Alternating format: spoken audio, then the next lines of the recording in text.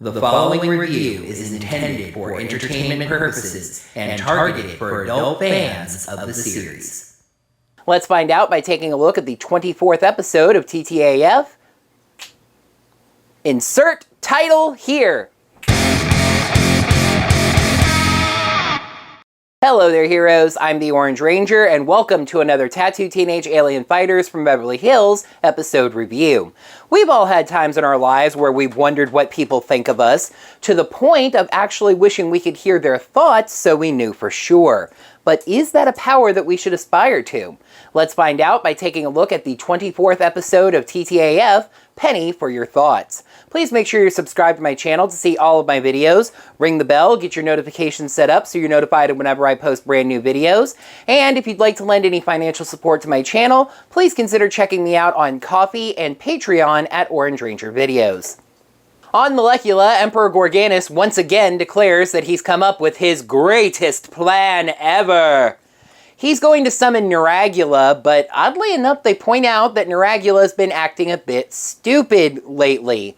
That fits in interestingly with the monster appearing in back-to-back episodes, though once again, there's disagreement on what order these episodes actually go in. I go by the DVDs, but there's several episode lists online that disagree. So anyway, we don't get the details of this plan, despite how long they spend talking about it. All Gorganus says is that he plans to sow dissension within the Sentinels so they can't agree on how to fight him. There is a funny moment where Lechner is asked what he really thinks of this plan, and he says he thinks it's going to fail miserably before being threatened into saying that it's genius. Get ready to hate these four people even more than you do now, and Gordon in particular. At the cafe, Swinton is sitting with a beautiful girl, Lindsay. Gordon walks in, surprised at this, and asks Drew what's going on there since he's been trying to get with that girl for weeks now, but she's been avoiding him. Drew tells him basically to take the hint, and that Swinton is doing a telepathy experiment. So, Gordon takes a chance to weasel his way in, assisting Swinton by telling Lindsay her answers of guessing the number on a card are correct when they are wrong.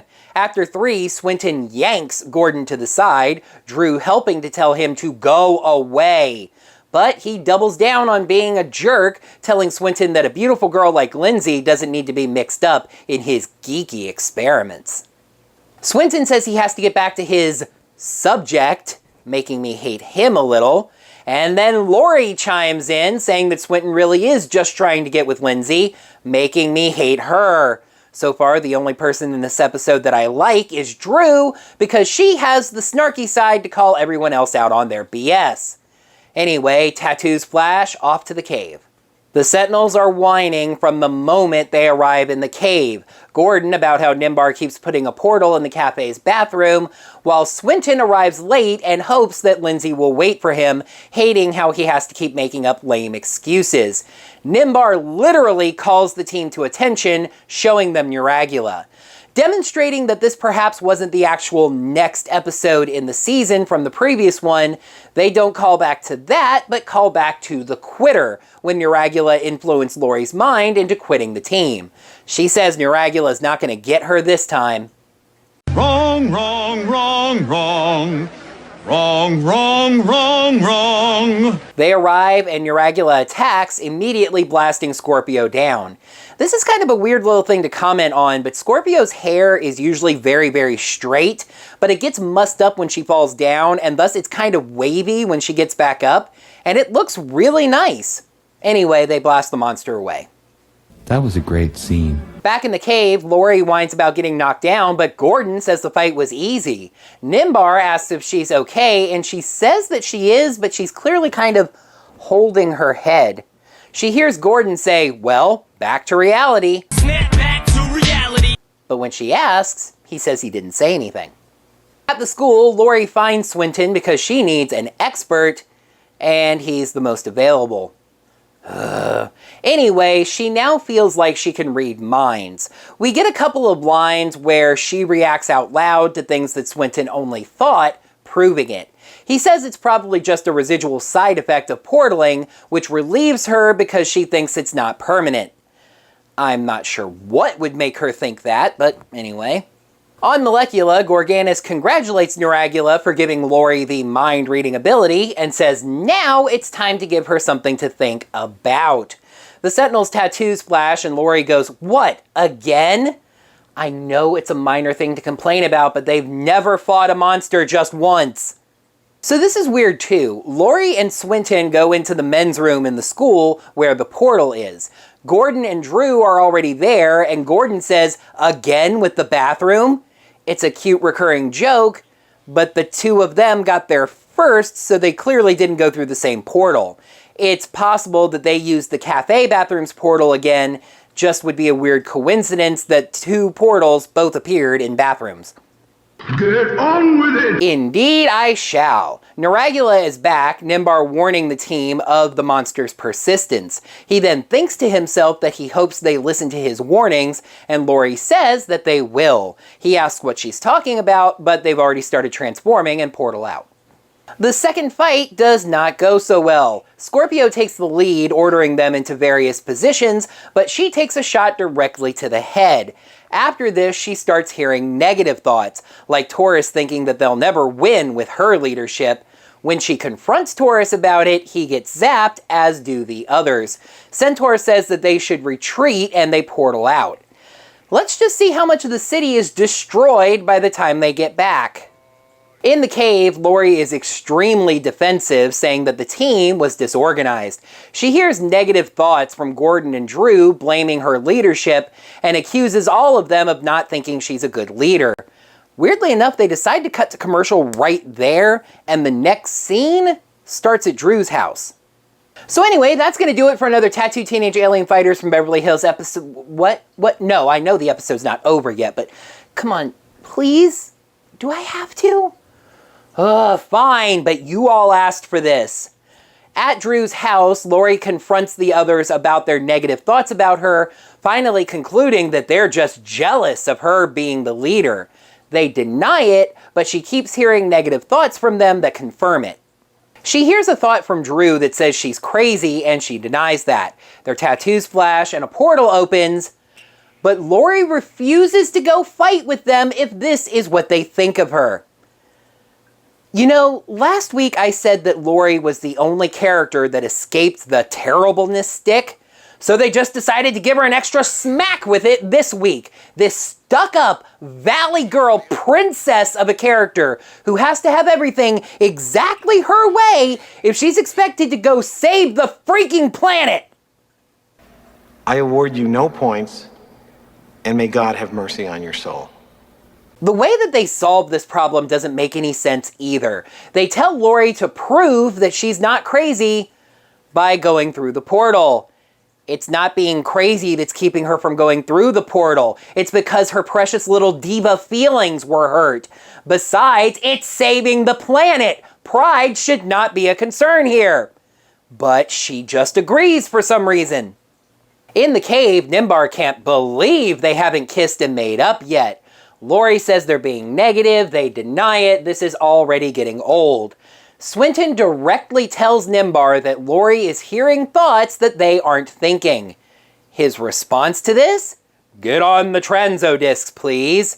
No need to scan Laurie, see if there's anything going on. No, just shut up and go fight.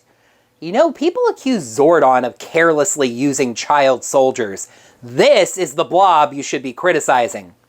Laurie stops just short of stomping her feet and holding her breath, saying she's not going to fight with these people.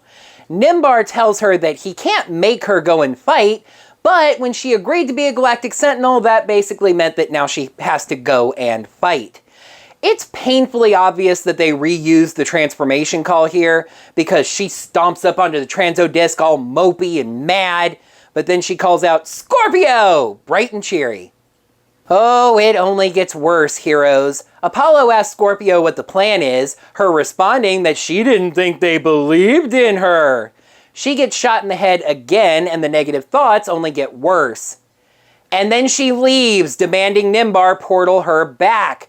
Screw her! Leave her there! Obligations as a sentinel, remember? They do a decent job against Neuragula without her, but of course Apollo says they're going to need Nitron, so they leave as well. And once again, more of the city getting blown up with nobody to defend it, right? Quick little side note, only because I've seen it in back-to-back episodes, and it may have been in his other episodes as well. Neuragula is a very happy, jovial monster. They show various shots of the monster laughing, holding its stomach. Anyway, in the cave, they finally start putting the pieces together, even as Nimbar does mention damage to the city, though we never see it. If Laurie is hearing negative thoughts that the others aren't thinking, maybe someone else is putting those thoughts in her mind. Swinton tests this with the telepathy experiment. He thinks only of the number 3 on the card in front of him, but Laurie hears him think that she's an idiot. Of course, Laurie has no reason to believe him, considering that she's been distrusting him thus far, but of course she does! The solution is a simple one that they've used before. Another minor critique, but this one's really been bugging me for a while now. The music while the Sentinels transform is 4 strong trumpet blasts. Da, da, da, da. Clearly meant to go after each of their vocal callouts. But they keep getting the timing wrong. This time, all 4 of the trumpet blasts sound before Swinton says Apollo. It's just such an easy thing to fix. Just edit better. What the Sentinels end up doing is way better than their clear your mind plan, and really should have been what they actually said. They get to the battle and immediately form Nitron. This doesn't give Laurie time to hear any negative thoughts. They just form Nitron, beat the monster, and that's it. And then if they get back and Laurie is still hearing negative thoughts, then she can quit the team or whatever her spoiled butt wants to do. Yet another quick Nitron fight, but with one little weird thing to mention. Neuragula fires a beam at Nitron, but doesn't even come close. It feels like they couldn't find a way for the beam to go straight at Nitron, but miss and be believable. So instead, the beam angles off, hitting buildings that are a good football field away. Anyway, easy win. In the cave, Laurie can't hear anybody's thoughts anymore and thanks Swinton for figuring everything out, though he thanks the entire team for the win. An alarm goes off on his watch, apparently a second experiment with Lindsay. Gordon runs off right behind him, and the 2 girls share an boys look. This ending puzzles me. Swinton is back with Lindsay doing the experiment again when Gordon once again walks up. Swinton tells him to get lost, but Gordon insists he's not actually going to interfere this time. She gets the answer wrong again, but Laurie calls out the right answer from across the cafe, showing that she's maybe kept some of the mind-reading ability after all. But Gordon doesn't tell her that she was right to butter her up, and Swinton doesn't tell her she was wrong either, so let's just read the signs. Episode 24, Penny for your thoughts. Pros, a focus on Laurie as the leader, a nice look at things not said, and a clever plan. Cons, 4 unlikable heroes, downplaying Laurie again, and a lack of danger. This one had potential but failed to live up to it. I'm thinking of a number between 1 sign and 5. Read my thoughts. Ready? Is it Sevelt? Penny for your thoughts gets 2. It was a 2. 2 signs out of 5. I can't specifically remember if this show ever directly established that Laurie was the leader anytime before this, but this episode officially establishes it, and that's really cool. Listen, Power Rangers has been on the air for going on 28 seasons now, and has only had a handful of female leaders, and even then, every time it feels like there's some kind of asterisk to it. This show beat Power Rangers to having a female leader by a solid year. This episode even really helps to more strongly establish that she's the leader, besides making it official, as the others express their faith in her even as she hears mental doubts. It's interesting to explore this human concept of not saying things that we're thinking. To yet again call on Star Trek The Next Generation, there's an episode of that show that features a race of aliens who had never before spoken out loud. They'd only communicated telepathically, and thus didn't even know the concept of private thoughts. This episode only dances on the concept a little bit, but it is an interesting idea to explore. You may not have said it was, but you were thinking it. And this really was a good plan by Gorganis, one of his more clever ones, and it worked out pretty well for the most part. What I really loved is how he didn't jump directly to making Laurie hear negative thoughts. First, he let her have the ability to accurately read minds, let her get just confident enough in thinking it was a real thing, and then flip the script to the negative thoughts. It was just a really good way to dig the nails in. But as I said, none of the heroes in this episode were likable. It was Drew that got the least of it this week, but she was right there with everyone else calling Laurie crazy and ripping on Gordon like it's her favorite thing to do. Not that Gordon was undeserving, a creepy idiot that couldn't take a hint, but then we had Swinton calling a girl his subject. And then there was Laurie.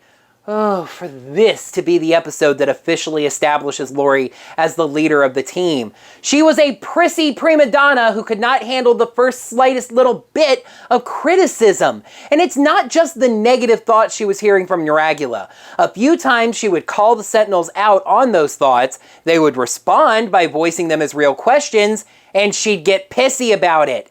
Just because I'm glad Laurie leads the team does not mean that I think she is a good leader. She quit on her team of her own free will this time and refused to go save the world. And this has just happened enough times that it's really starting to annoy me. When the Sentinels retreat from a fight, they act like the monsters do as well. Why? I do understand the possibility that destroying the Sentinels might be your first priority, but you are eventually going to have to take over or destroy this planet. Do some damage! That city should have been in flames by the time the Sentinels got back. This was another case of frustrating missed potential. I actually like the idea of setting this pack of idiots against each other, and that worked for the most part. But the episode makes them unlikable from the very beginning, and they all just seem like rich, spoiled brats. Perfect for the town that they supposedly come from. The Sentinels are actually devolving character-wise as the show goes on. Due to some recent health concerns, I've had to start watching what I eat even more. But I do still love me some chocolate. And apparently, so do the Sentinels. Find out what I'm talking about as we take a peek at the 25th episode, The Chocolate War. Dude! Thanks to Emperor Gorganis and Culebra, a friendly competition gets out of hand and threatens the ability of the Galactic Sentinels to form Nitron! Well, heroes, that's going to wrap up another Tattooed Teenage Alien Fighters from Beverly Hills episode review. Thank you so much, as always, for watching. Now that the video's over, you can head down to the comments below and let me know what you thought of this episode, as well as my review of it. And you can also smash that thumbs up button and let me know that you enjoyed this video. Folks, unfortunately, we now have some current events going on besides the virus that make going outside maybe not the safest thing in the world. So I will say even more strongly, please stay home unless you have an important reason, and that's whatever's important to you, an important reason to leave the house. And yes, still because of the virus, make sure you're washing your hands and just overall staying safe. Until next time, heroes, may the power portals protect you. On Molecula, Emperor Gorganis yet again declares that he's come up with his greatest plan ever. Then Laurie chimes in, saying that he really is just trying to get with whatever her name was. Swinton arriving late and hoping that while Swinton shows up late, hoping that Laurie... Back in the cave, Laurie whines about getting knocked down, but Gordon says the fight was easy. So this is weird too. Gordon is Taurus. Nimbar warning them of something. He then thinks to himself that he hopes they listen to their... In the cave, farts. Anyway, that's gonna do it for another Tattooed Teenage... Ugh, fine, but you asked for this. What? I don't know. And then she leaves. Da da da da. Da da da da.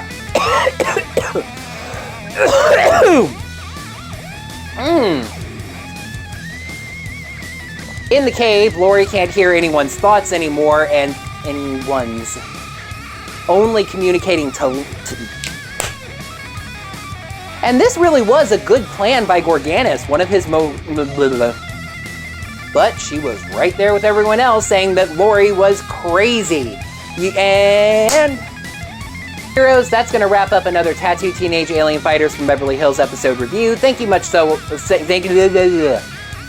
Folks, now it's not just the virus. Unfortunately, there are some other things going on in the world that might not make going outside the safest to